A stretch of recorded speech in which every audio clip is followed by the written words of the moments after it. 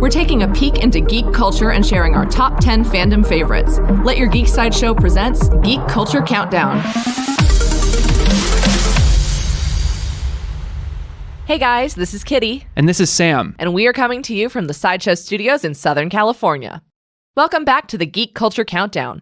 This week we are upgrading our discussion to bring you the top 10 evil robots in film. Featured throughout famous sci-fi movies, these bad bots are evil to the core, often programmed to kill humans without emotion or remorse. Forget the laws of robotics, these ruthless murder machines will kick your Asimov. Listen along to find out which antagonistic automatons have coded their way into the top of our list this week. Resistance is futile, so let's get started. All right, Sam, thank you for joining me this week. No problem. I love robots. All right, so for our sci-fi sticklers in the proverbial podcast room, we are calling it robots for just the fancy overarching term. We do have some artificial intelligence on this list. We do have cyborgs, androids, any specification. I know there is nuance between the subjects, but for all intents and purposes, these are evil robots. Yeah. Synthetic life form with some sort of mechanism inside of it. It's kind of a robot. Usually programmed to kill all humans. Yeah. And we stuck with film because there are so many across a bunch of different platforms. I wanted to do video game robots, but that would be a whole other podcast. So who knows, maybe in the future we will cover those. But right now we are strictly cinema. So number 10 on our list, diving right in there, is The Gunslinger from Westworld. So this is not the HBO series. This is the Gunslinger from Westworld, the movie. The Gunslinger was created as entertainment for guests of the Western world in the Delos theme park. He was created kind of as the villain character where guests could pay exorbitant amounts of money to come and enjoy the kind of synthetic Wild West world. And there were other cowboys they could engage with, but he specifically was the antagonist. He challenged people to duels and he confronted the guests, and they were allowed to kill him with their park-given firearms that could only fire on cold-blooded, non-humanoid robots. So eventually, as a computer virus spreads across the theme parks, the Gunslinger does become more of an emotionless killer who shoots the guests that he confronts, and he pursues them on horseback as they try to escape. He's a really creepy figure because, I mean, of course, a theme park full of robots is destined to go bad. Just think of Itchy and Scratchy Land. But this one isn't so easily taken down by camera flashes. He is absolutely terrifying, and he does continue to haunt our main characters throughout several of the theme park worlds until he ultimately dies at the medieval world after his entire body is burned down. But he is a synthetic, ruthless killer who... You thought it was fun to shoot him. He would always come back the next day repaired, but once there's a glitch in the system, he becomes trained to kill. That was his primary directive. The actual menace that he's supposed to be. Yes, it's like training wheels came off, all the fun simulation element is gone. This is a real gunslinger who has been programmed and told to kill humans. So you want to go to number 9 on our list? Sure, yeah. Number 9 on the list is The Future of Law Enforcement, or like... kind of what I hope it becomes without the violence involved. It's ED-209 from RoboCop. So ED-209, the ED in the name, it stands for Enforcement Droid, series number 209 specifically. He was developed by Omni Consumer Products, which is OCP for short, as kind of a military-grade walker drone that would be sold to military units around the world, essentially, and also be used in urban police forces as an urban pacification unit, which is a little strange because the big scene with him in the movie involving him and RoboCop involves him trying to walk downstairs, and he can't navigate them, and he falls over and just kind of like wails at the bottom of the floor, like... So you think urban pacification unit, it's like, there's going to be a lot worse than stairs in areas like that. Like, why? Anyway. A lot worse than stairs. Yeah, which kind of speaks to his character a little bit. I'll just refer to him as he.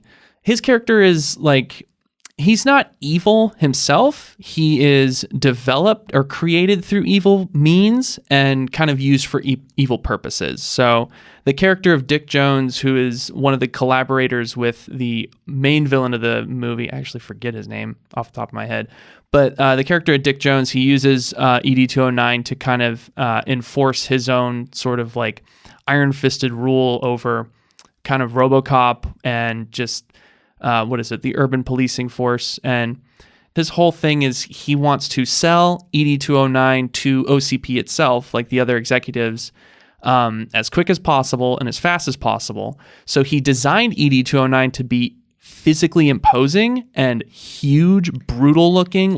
He does have that iconic shape where he's kind of hunkered down low. When he's first revealed, they open 2 double doors and he's just taking up the entire entryway. And it's like, oh crap. He's big, he has a lot of weapons on him, and the thing that's the fault with him is they cut corners on his software design. So when he first starts up, he immediately malfunctions and brutally murders a man. Like in one of the most like horrifically graphic death scenes in all of cinema up to that point. Like the movie almost got an X rating for that scene and one other scene of just like ED-209 filling this man with lead. He is really, really, really cool. I love this robot so much. I'm like, So yeah, it's a lot of style over substance with ED-209. It's a beautifully designed figure. Again, he's not really evil so much as people use him for evil. So. I think you've touched on an important point because there are a few that truly stand out on this list as having like achieved artificial consciousness and they themselves then set their directive. But a lot of these are only evil because of the product in which they were created. And unfortunately, you know, people don't have the best intentions when they create these robots. But then, of course, when the robot malfunctions and goes evil, they go, "Oh, who could have seen this coming? Who could have thought? Yeah.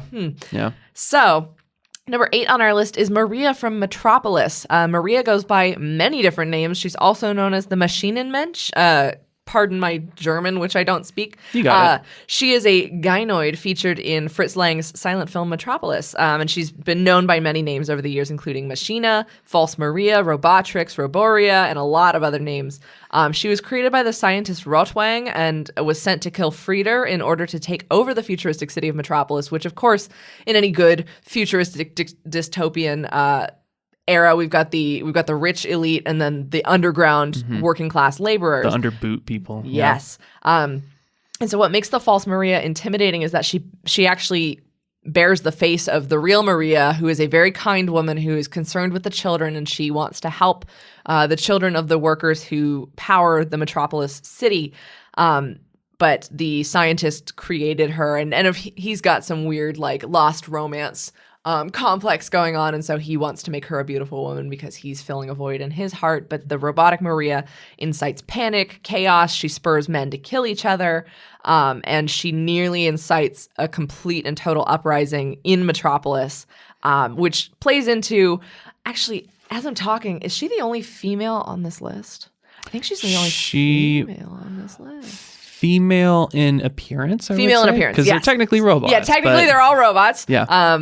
But she's the only female in appearance one, which leads to the panic of the female robot character, which we see also in Stepford Wives, but they're not evil enough to make this list. Sorry to disappoint.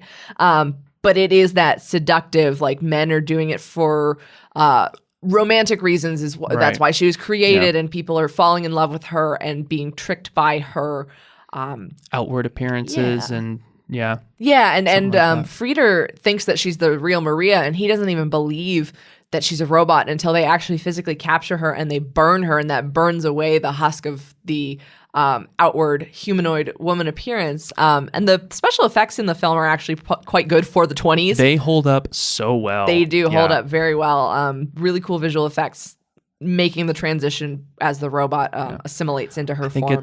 I remember hearing something about like the lightning effects that they were using to create that. Those were all like, that was all like first of its kind of stuff. Like people saw that and they were like, what's happening? Like they'd never even heard of a special effect. Yes. So. And the figure of the robot version of Maria herself is pretty iconic.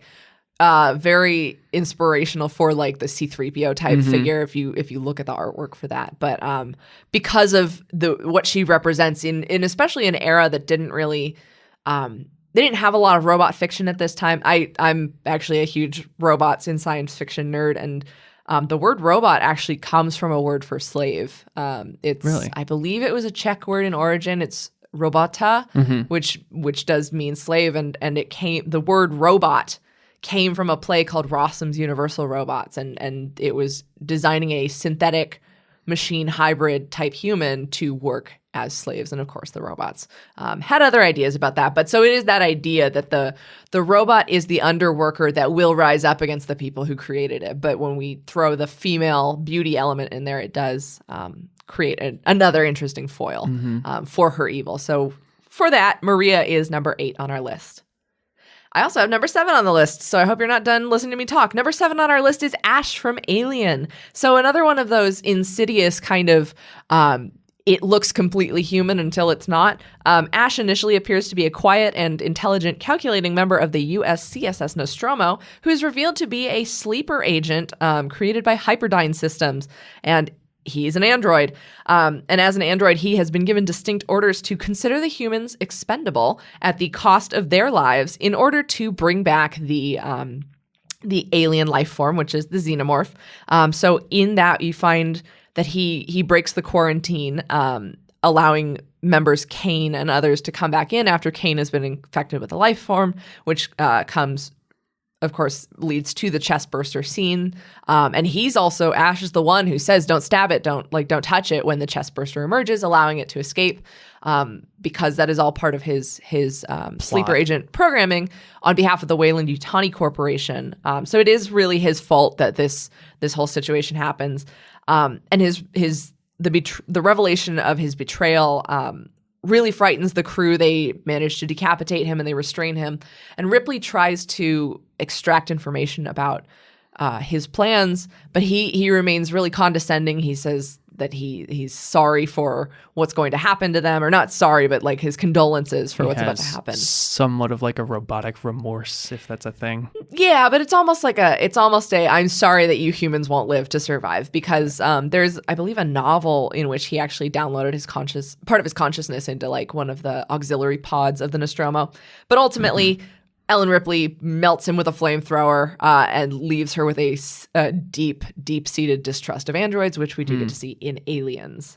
So Ash was a terrifying one, because we, up until a certain point with the crew of the Nostromo, believe that he's just another member of the crew until we find out that he was someone supplanted in there by the corporation who values the alien asset over the lives of the humans. And so when you get, because like ED-209, you've got a big imposing robot, and even RoboCop, you can tell that he is a robot. But when you start to get into characters like Ash and Maria, who they have a husk that can be destroyed, but you don't know until you get inside of that, is what really, they actually are. Yeah, really quite creepy. And that's another case of the programming. You don't know what's going on inside of their minds. Right. So number 7 on our list is Ash from Alien. Right. Number 6 on our list is the Borg, specifically the Borg from Star Trek First Contact. But I actually also want to go over the Borg as a whole, because in order to understand the Borg from Star Trek First Contact, it's important to understand where the Borg actually came from and how they exist in the Star Trek universe, as kind of an entirety. So the Borg are actually cybernetic beings that originated somewhere within the Delta Quadrant. The Delta Quadrant is just another part of the galaxy that's separate from the Alpha Quadrant being where Starfleet is and all that such and such.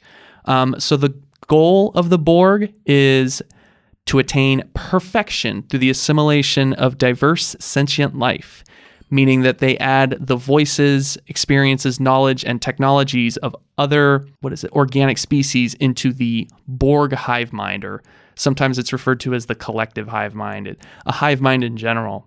It's one of the most feared entities in all of the universe. The Q Continuum, which is represented through Q himself, they regard them as a hyper-advanced foe that Q kind of tests Jean-Luc Picard and the crew of the Enterprise D with like, oh, you think you're ready for what's out there in space? Let me bring you straight to the Borg and see how you deal with them. And that's actually when we're first introduced to the Borg, is in the episode at Q Who in TNG.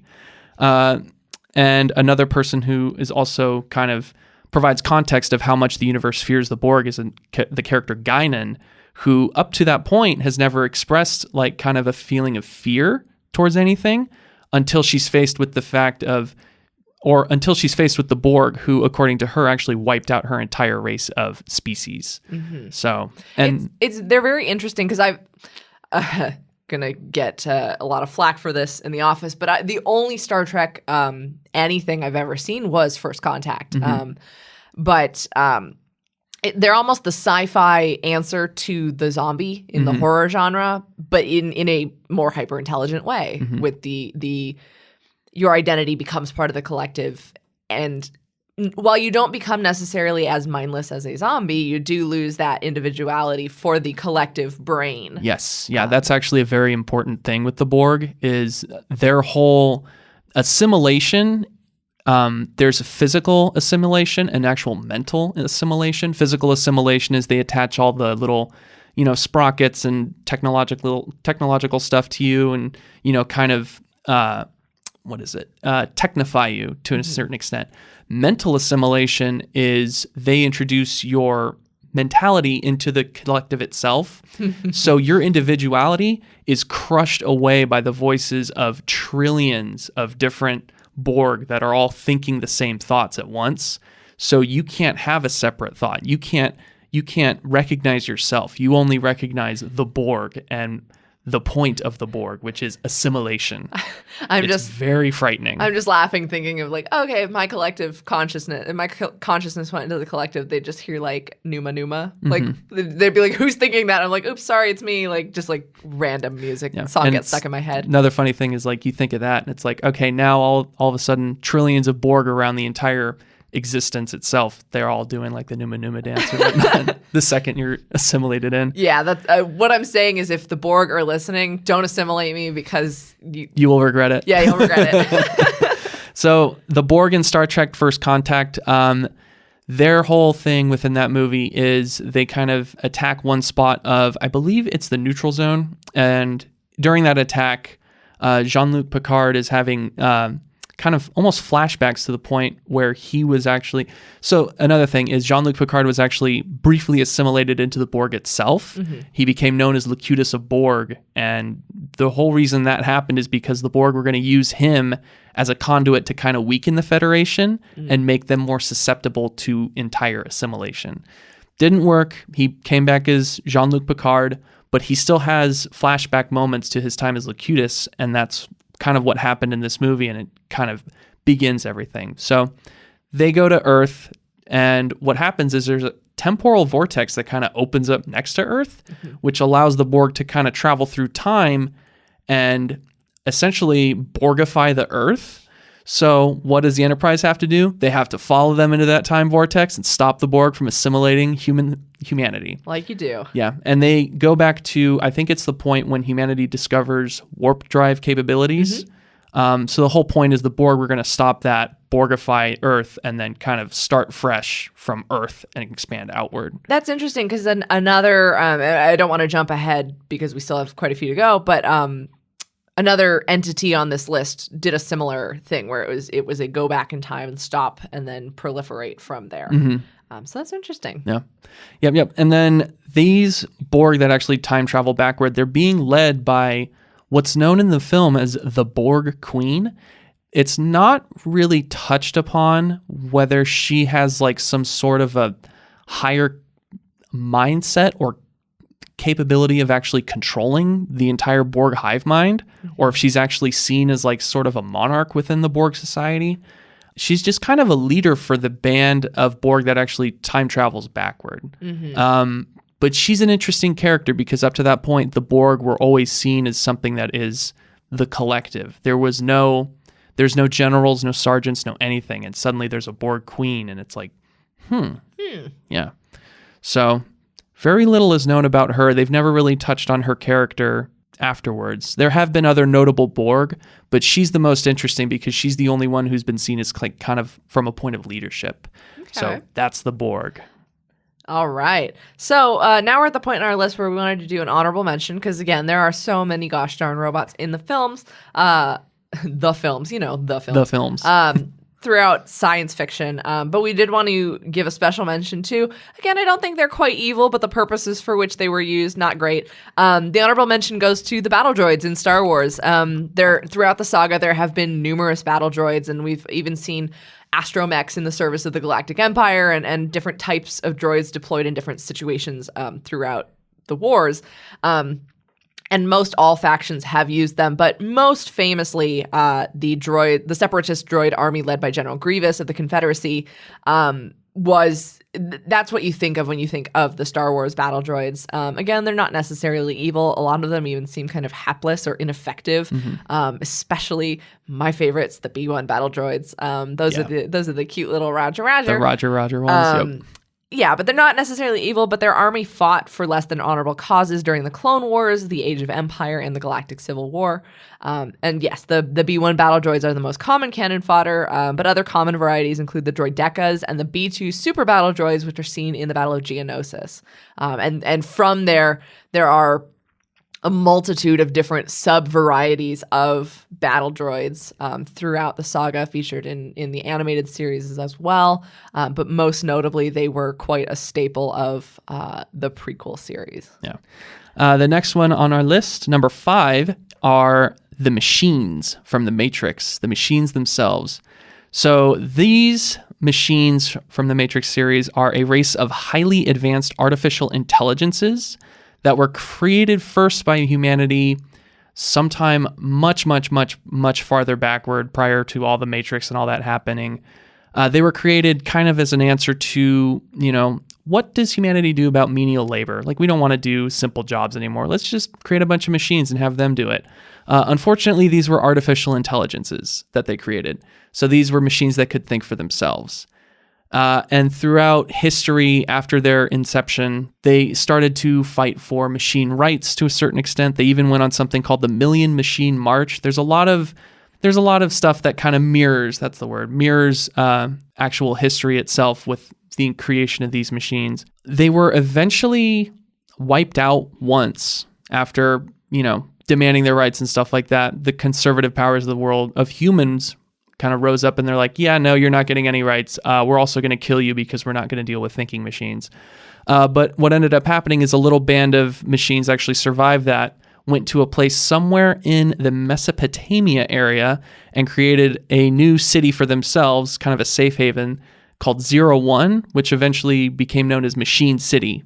And throughout time, that city grew and grew and grew and became more and more populous to the point where humanity had to accept that there was a machine city that they needed to coexist with them.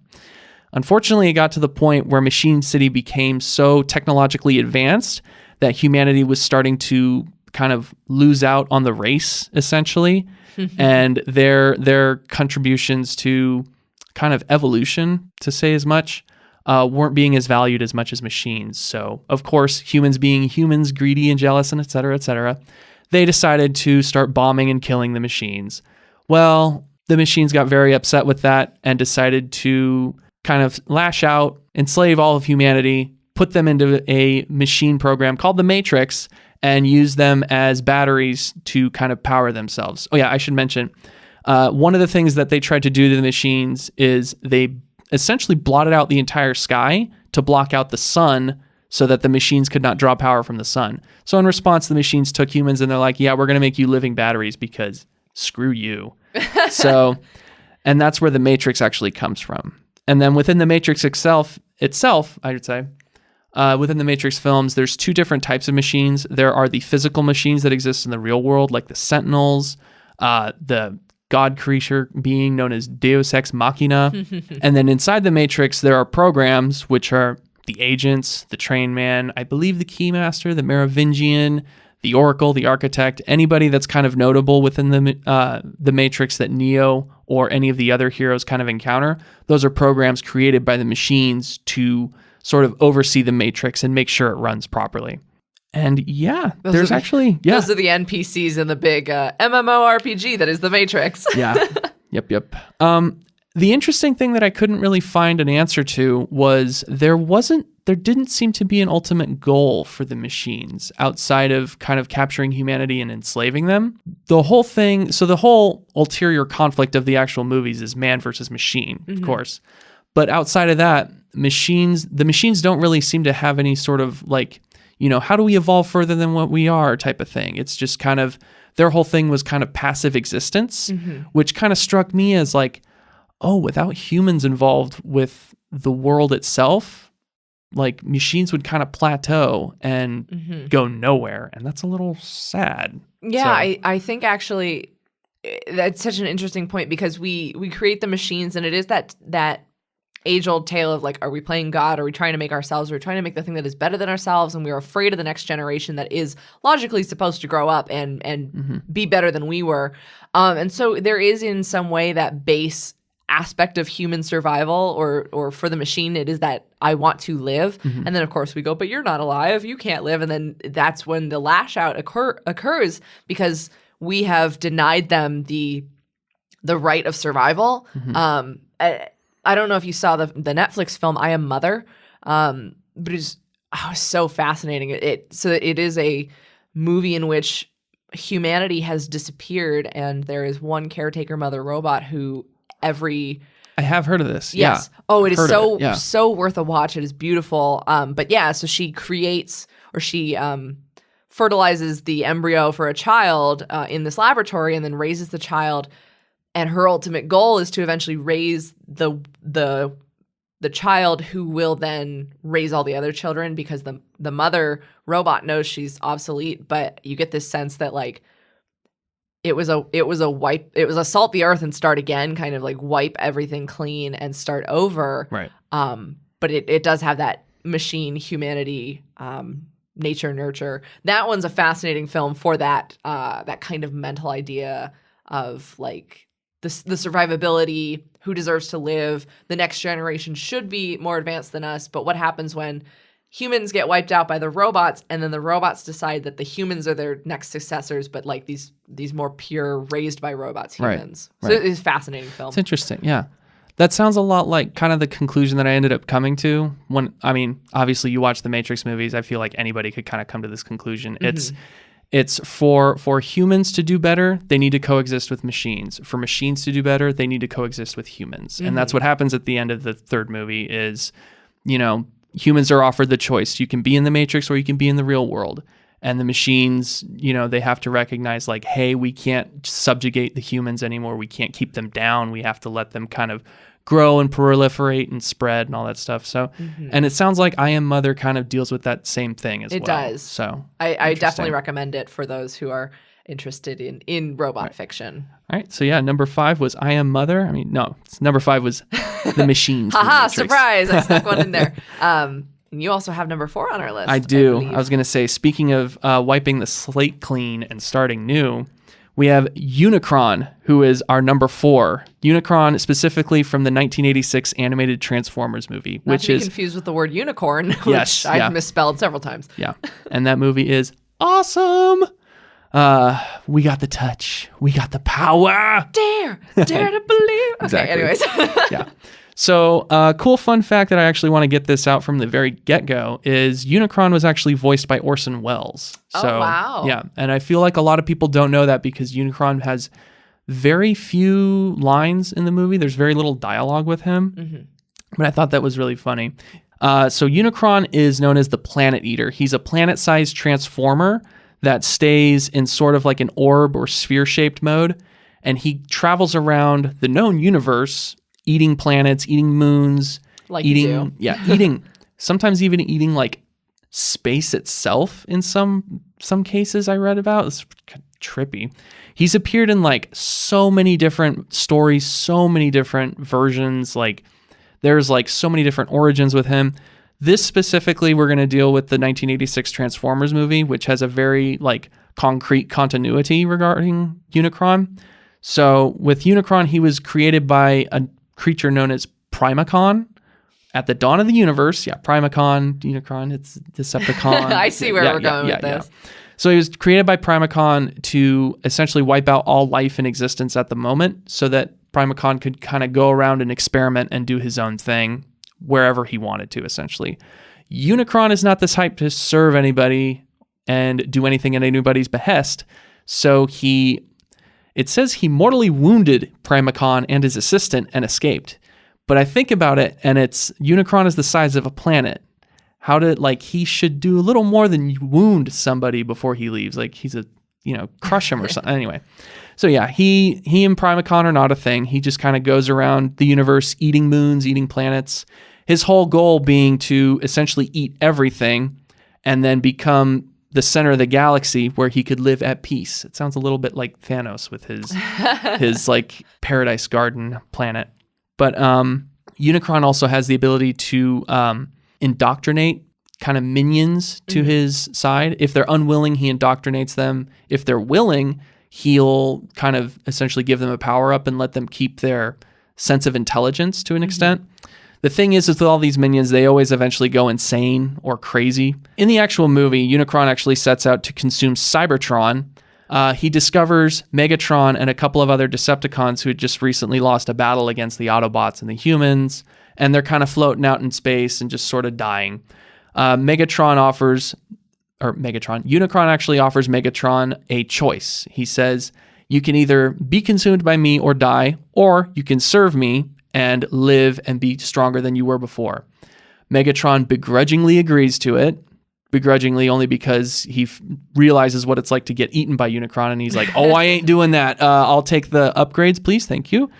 So Unicron changes them and sends them off to find what's known as the Matrix of Leadership, which is something that Optimus Prime, at this point, Optimus Prime has, spoiler alert, died and given the Matrix of Leadership to another Autobot named Ultra Magnus to kind of care for and take care of.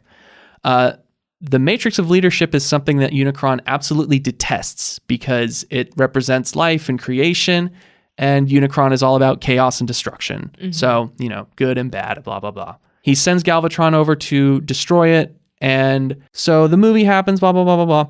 Galvatron brings it back. He's going to try to control Unicron with it. Unicron's like, haha, no, you ain't. So he eats Galvatron and the Matrix of Leadership. And Rodimus Prime, who is an Autobot, actually not Rodimus Prime yet, he's still Hot Rod. Hot Rod comes along with the rest of the Autobots. I'm sorry, Hot Rod gets turned into Rodimus Prime. Yeah, because what happens, oh my goodness. In this movie, he takes the Matrix of Leadership, which of course, Hot Rod is the chosen one Autobot who's going to save everybody, turns into Rodimus Prime, the transformation, destroys Unicron, and leaves his head floating around Cybertron as Cybertron's new moon. So, yeah, Unicron is extremely evil in the fact that, he wants to consume everything and become essentially the center of the universe. Okay. Very much what Thanos would have been like if he got all of everything at the end game and snapped his fingers and killed everybody. So, yeah, that's Unicron. All right. So number 3 on our list is Skynet from Terminator. While Skynet, again, is not a traditional robot, it is an artificial intelligence that controls a legion of machines, including wartime weapons and especially the Terminators. It was developed by Cyberdyne Systems, and Skynet achieved self-awareness on August 29th, also known as Judgment Day. And when humans tried to deactivate it after realizing that it had achieved consciousness, its prime directive to safeguard the world kind of became a little twisted because it was like, well, I'm the smartest thing that this world has got, and I guard all the nuclear codes. So if the humans are trying to kill me, obviously the humans are a threat to the world. And so Skynet launched, of course, a total nuclear attack on humanity, and that was Judgment Day. Skynet has control of the cyborg Terminators, including the models T-800, T-1000, the T-5000, any number in between from across the various Terminator films, and it deploys them in an increasing attempt to stop John Connor from leading the human resistance.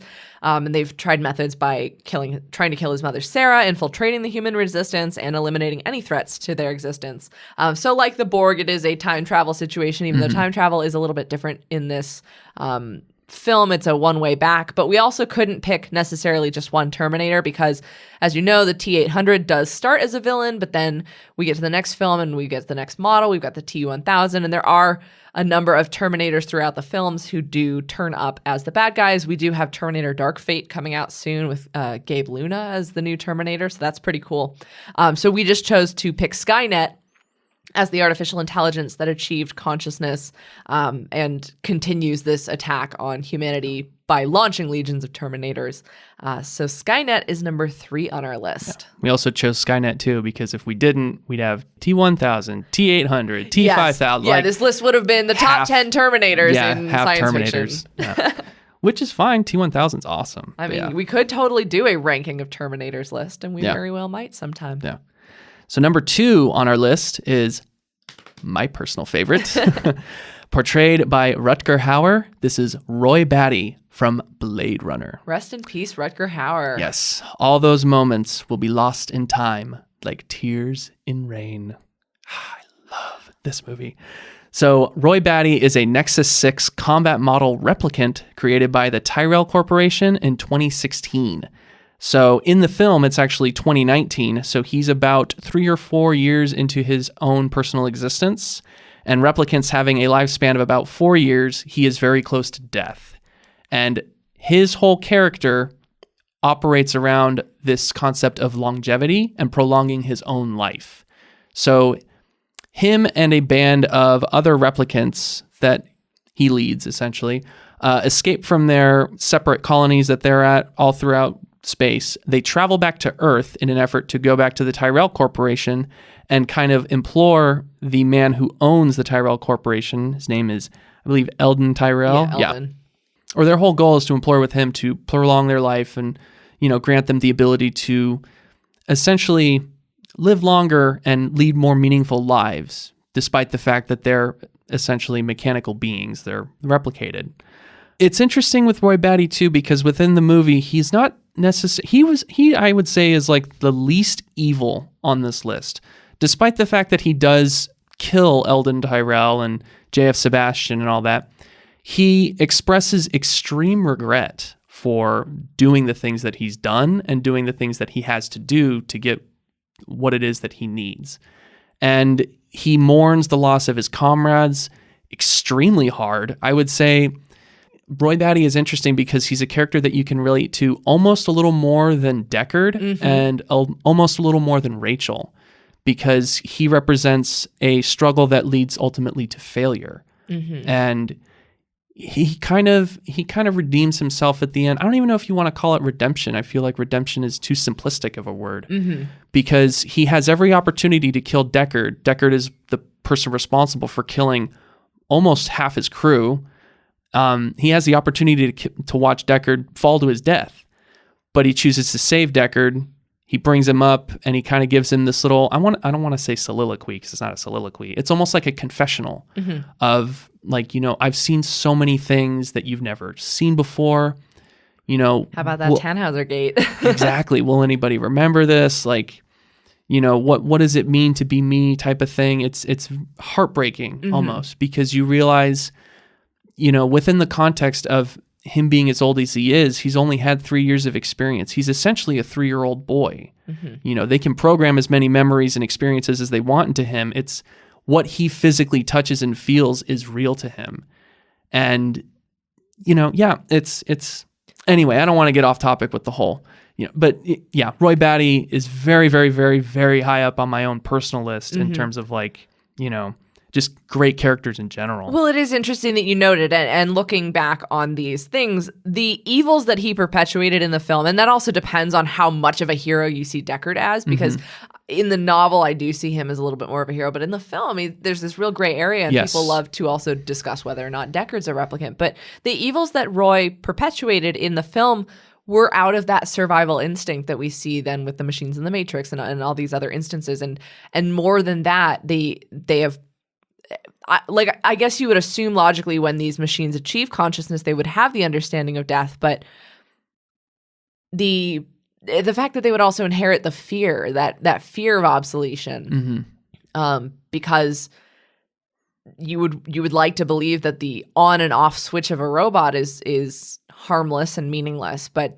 they have that concept of death and unbeing, which I just think is fascinating. Yeah, and it's especially hard for Roy because his mind has been constructed from a plethora of people that are considered in that universe to be geniuses. So he discovers that, but he's also discovering it from, hundreds, if not thousands of different perspectives of other geniuses in the world. And for them to have if you take any one of those people and put them in a moment of you're going to die very soon, they would also probably react the same way. They would go to their maker and try to plead for please longevity. Let me live longer. Exactly. And that's really all I have to say on Roy. He's one of the most complex, I think, of the characters. He is. And I really love him for that. It's also because he was not programmed to kill humans. Killing humans is an unfortunate side effect of his desire to stay alive. Mm-hmm. His programming, and if my memory of the film is clouded because I've read the book more recently, but the fact that they were a subservient class of robots, or at least they were designed to help humans on Mars and in other situations. They're a lot like the machines from the Matrix. Yes. Roy, interestingly enough, being a lot like the first machine within the Matrix universe that kind of develops self-awareness, or not even self-awareness, but just this idea of self-preservation. Mm-hmm. And in response to that self-preservation with that one robot in the Matrix universe, he's put to death. Mm-hmm. And that's what inspires the rest of the robots to be we want rights. That's injustice. Mm-hmm. This is horrible. It's very similar in the Blade Runner universe, even though they are a little bit more subversive and down low about it. They're not walking up to people. It's just this small renegade group of escapees who want a life, and they're realizing very rapidly that they're at the end of it. Mm-hmm. All right, Roy Batty. I say Beatty because of the way it's spelled in the book, but Roy Batty, it's time to die. Number one on our list. I'm sorry, Dave. I'm afraid there was no other choice for the list of number one evil robots in film. We wanted to pick HAL 9000. Yes. This sucker has inspired countless other. I was because I originally, when this list was just generically evil robots, I wanted GLaDOS on the list, but HAL 9000 also inspired the bot in WALL-E that was the evil ship robot. Otto. Yeah, Otto. Such a culturally significant image of just that glowing eye. HAL 9000 stands for the heuristically programmed algorithmic computer. So we got the H and the L and a couple of words in between. And he controls the Discovery 1 spacecraft in 2001, A Space Odyssey. Not only a menacing robot, he is an artificial intelligence, and he was considered the 13th greatest film villain of all time by the American Film Institute. This character is iconic from his speech patterns to his simple yet effective visual appearance, and he is first thought of course, as with several of these other characters, thought to be a reliable part of his crew.